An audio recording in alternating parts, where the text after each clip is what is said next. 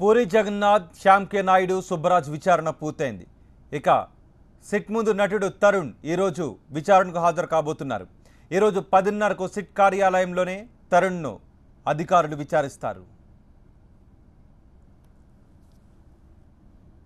ఈరోజు తరుణ్ విచారణ ఏ విధంగా ఉండబోతోందనే వివరాలు మా ప్రతినిధి విజయ్ అందిస్తారు. విజయ్, నిన్నటి వరకు కూడా పూరి జగన్నాథ్ బ్యాచ్ విచారణ ముగిసింది.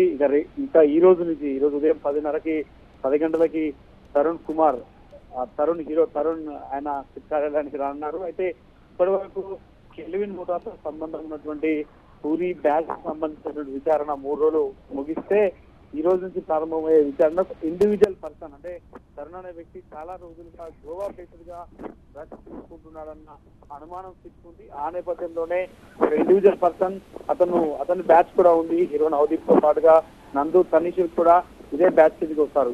ఈ తరుణ్ బ్యాచ్ సంబంధించిన ఇన్వెస్టిగేషన్ ఈ రోజు నుంచి ప్రారంభమవుతుంది. 10 గంటలకల్లా కార్యాలయంలో తరుణ్ చేసే అవకాశం కనిపిస్తుంది. గోవా బేస్డ్ గా కొంతమందిని పట్టుకున్నారు కాబట్టి నిఖిల్ శెట్టి అనేటువంటి ఒక వ్యక్తి అటు తరుణ్ కి సంబంధించినటువంటి వాళ్ళిద్దరి మధ్య కాంటాక్ట్ ఉందని కూడా సిక్యూరిటీ విధానంలో బయటపడదు. కాబట్టి ఎందుకు ఆయన మొబైల్లో నెంబర్ కాల్స్ వచ్చింది, ఎందుకు వాట్సాప్ చాట్ చేశాడు, ఇటువంటి విషయాలన్నింటిపైన కూడా తరుణ్ విచారించే అవకాశం కనిపిస్తుంది.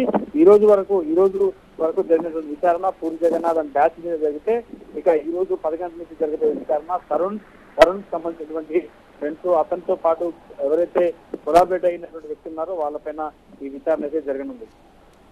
రైట్ విజయ్.